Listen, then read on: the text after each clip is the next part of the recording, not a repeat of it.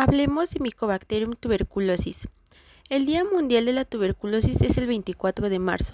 Todo comienza en el siglo XVII y XVIII con John Schölling, el cual acuña dos términos que es tisis, que proviene del griego destrucción, y consunción para darle nombre hacia esta enfermedad, la tuberculosis. La tuberculosis es una enfermedad que afecta principalmente vías aéreas por el microorganismo Mycobacterium tuberculosis.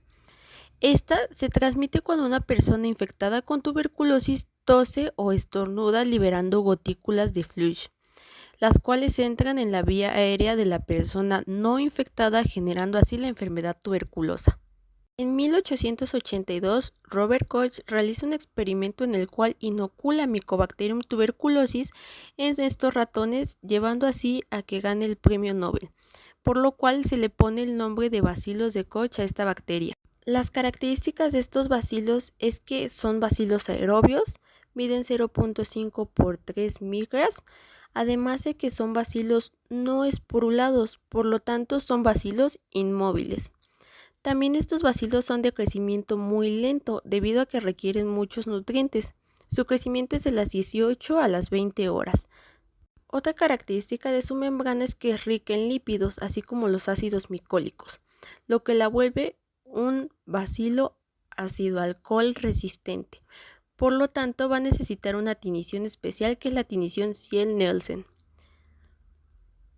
Las manifestaciones clínicas que tenemos en esta enfermedad principalmente son la dinania, la astenia, el dolor en el pecho, la diaforesis y la tos. Aunque también podemos tener complicaciones como la hemoptosis, la pérdida del peso, la hiperhidrosis nocturna y la fiebre o los escalofríos, así como la anorexia. Si esta enfermedad no es tratada a tiempo, nos puede generar complicaciones como tuberculosis pleural, gastrointestinal, osteomía articular, meningitis, pericarditis y linfadenitis. En el diagnóstico principalmente vamos a tener el diagnóstico radiológico, el cual está dado por la tele de tórax, en el cual vamos a encontrar estas zonas radiopacas que son características de cavitaciones en la tuberculosis. También vamos a tener la presencia de bacilos ácido alcohol resistentes por el cultivo de estupo o la baciloscopía. También tenemos la PPD o la prueba de la tuberculina. Vamos a tener la clasificación CONVE, en la cual la clase 1 son personas que no han estado ni expuestas ni infectadas con tuberculosis. En la clase 2 tenemos personas en contacto con tuberculosis con prueba de tuberculina negativa. En la clase 2 tenemos infección sin enfermedad evidente, prueba de tuberculina positiva y requieren mucha vigilancia. En la clase 2 tenemos tuberculosis pulmonar, evidencia radiológica y se manejan con la norma 006. En la clase 4 tenemos evidencia radiológica y prueba de tuberculina positiva. En la clase 4 tenemos una sospecha de tuberculosis y el diagnóstico debe ser en menos de 3 meses. Vamos a tener la fisiopatología de la tuberculosis. Esta principalmente afecta las vías respiratorias altas. Tiene un periodo de incubación de 2 a 8 semanas. Esto comienza cuando hay una inhalación de las gotículas de flujo. Estas gotículas llegan a la vía respiratoria alta, pero son eliminadas por medio de un barrido ciliar. Estas, cuando no son eliminadas al 100%, es decir, menos del 10% de estas gotículas llega a los alvéolos. Al llegar Mycobacterium tuberculosis va a desencadenar una respuesta dada por los macrófagos alveolares o macrófagos del polvo, los cuales van a tener receptores de manosa como el fosfatidil-inositol, los receptores del complemento y receptores de inmunoglobulinas. Estos receptores de manosa son encargados de la actividad fagocítica. Bien, cuando se logra fagocitar a este bacilo, vamos a tener que la principal actividad del macrófago es formar fagolisosomas, pero nuestro bacilo va a ser resistente a eso. ¿Por qué? Porque se forma la vácula fagocítica y no permite que los lisosomas se junten para formar al fagolisosoma. Todo por medio del antígeno endosomal específico 1 o conocido como EEA1. Cuando lo tenemos de esta manera se puede conocer como tuberculosis latente. ¿Por qué? Porque no crece dentro del cuerpo, no está causando enfermedad y no se puede transmitir, pero sí puede evolucionar a la enfermedad tuberculosa. Bien, posteriormente vamos a empezar con una actividad bactericida. Ya que inhibió a los fagolisosomas, se va a empezar con una actividad bactericida, lo cual va a hacer una proliferación de estos bacilos dentro de ellas. Principalmente también se pueden dar por una proteína, que es la proteína 1 de macrófagos asociada a la resistencia natural, o conocida como NRAMP. Cuando hay polimorfismos en esta proteína, la proliferación es aún mayor. Bien, ¿qué va a ocurrir? Posteriormente se genera la enfermedad tuberculosa, que es cuando estos bacilos rompen al macrófago y salen, se esparcen o este macrófago que tiene aquí su receptor del complemento llega a los ganglios linfáticos y por medio del complemento C3A y C5A va a atraer a los linfocitos TCD4 secretando interleucinas 2. Este linfocito TCD4 va a secretar factor de necrosis tumoral gamma, interferón gamma e interleucina 1, activando así a los macrófagos bactericidas o linfocitos CD8. Este factor de necrosis tumoral activa a los monocitos. Al activar a los monocitos también puede que ocurra otra vía, que es la del óxido nítrico o la de las especies reactivas de oxígeno que tienen actividad bactericida para eliminar estos bacilos, que son principalmente cuando son pocos. Tenemos la otra vía en la cual estos monocitos van a activarse y convertirse en histiocitos, siendo parte del granuloma tuberculoso o folículo de Koster, en el cual todas las células de Langhans, histocitos y linfocitos están intentando contener a esta infección de bacterias en un acúmulo de células. Pero ¿qué pasa aquí?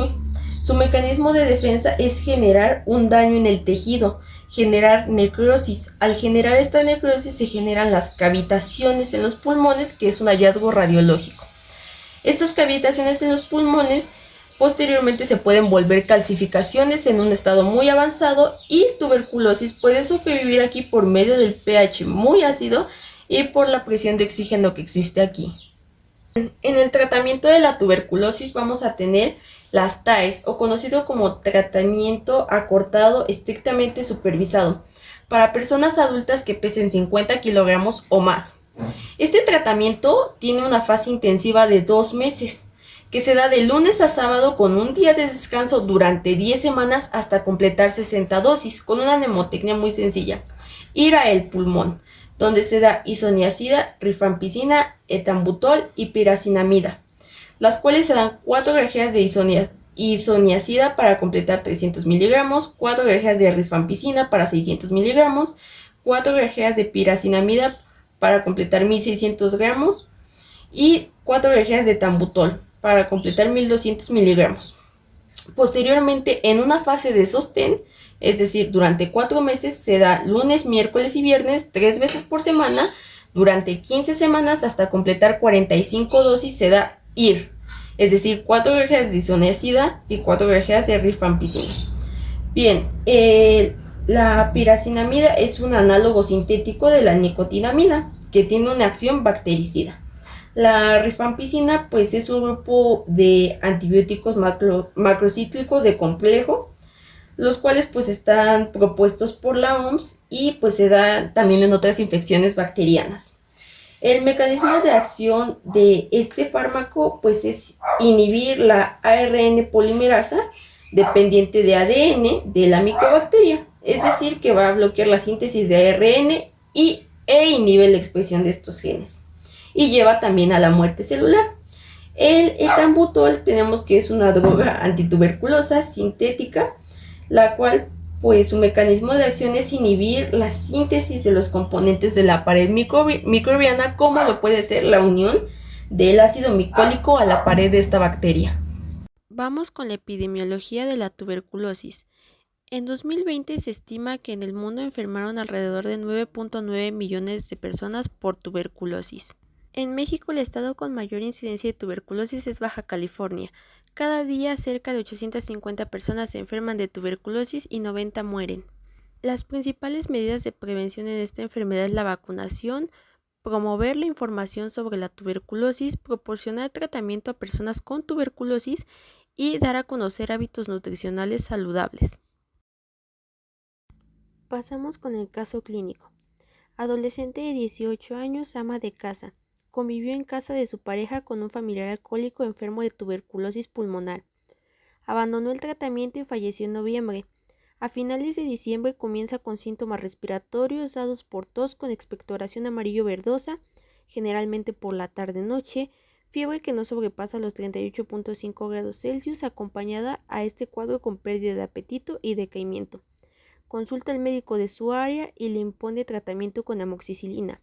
Continúa igual que los primeros días de enero y acude nuevamente. Le realizan exámenes de laboratorio donde diagnostican una anemia y una eritrosedimentación de 130 mm por H. Le indican examen de estupo y ante la demora de los días sin resultado y mantener el cuadro respiratorio y febril, comienza a percatarse de la pérdida de peso. La madre decide llevarla al hospital donde se ingresa y se le realiza radiología de tórax y ver la toma del estado general. La paciente presenta un leucograma elevado, una temperatura de 37.8 grados Celsius y presenta crepitantes con matidez. En la radiografía se halla radiopacidad no homogénea en el lóbulo superior del pulmón izquierdo. Y bien, el diagnóstico es tuberculosis pulmonar activa. Las áreas de aprendizaje que yo tuve, pues principalmente fue la clasificación COMBE. Muchas gracias.